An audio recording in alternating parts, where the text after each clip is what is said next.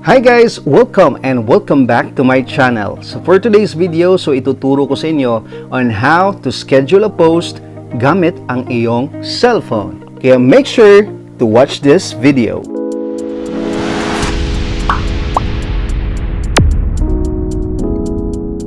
By the way, itong tutorial na to ay para sa mga naka-new page experience na ang kanilang Facebook page. Alright, so without further ado, let's start!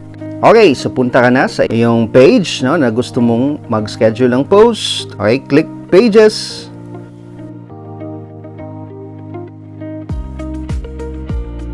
So once nandito ka na, direct ka na sa Post section.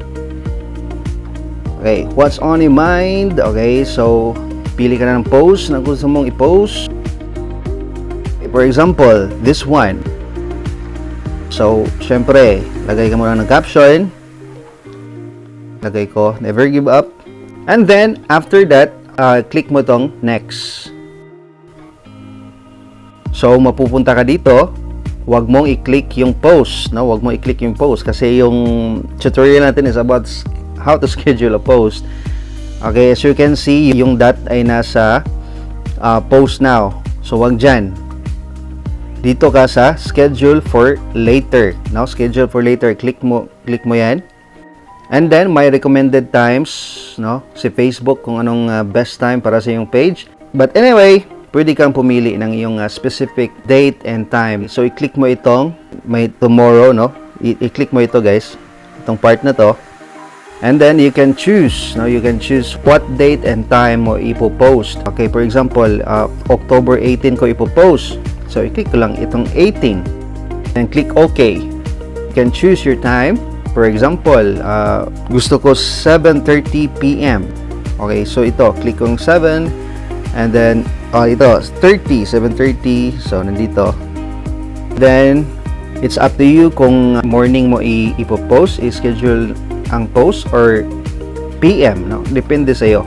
Pero para sa akin, best time to post is evening, mga around 7 to 8:30 p.m. Ayan. That's for me, guys. But it's up to you to discover.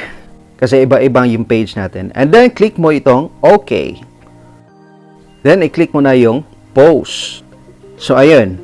Na-schedule mo na yung post mo. So, ganyan lang kadali at kabilis, guys, mag-schedule ng post. Sa pag-schedule ng post, makakasave ka pa ng maraming oras. Kasi, i-schedule mo na ahead of time yung mga gusto mo i-post. Then, para makita mo yung na-schedule mo na post, i-click mo lang itong Manage Post. Ito yung na-schedule ko kanina. Ito yung na-schedule ko for this tutorial. Di ba? October 18, 2022 at 7:30 p.m. So that's it. If you learned something from this video, please don't forget to like and subscribe and hit the bell button para updated ka kaagad kapag may bago akong tutorials na i-upload. At huwag mo na rin kalimutan i-follow ang aking Facebook page. So thanks for watching, guys. God bless and enjoy life.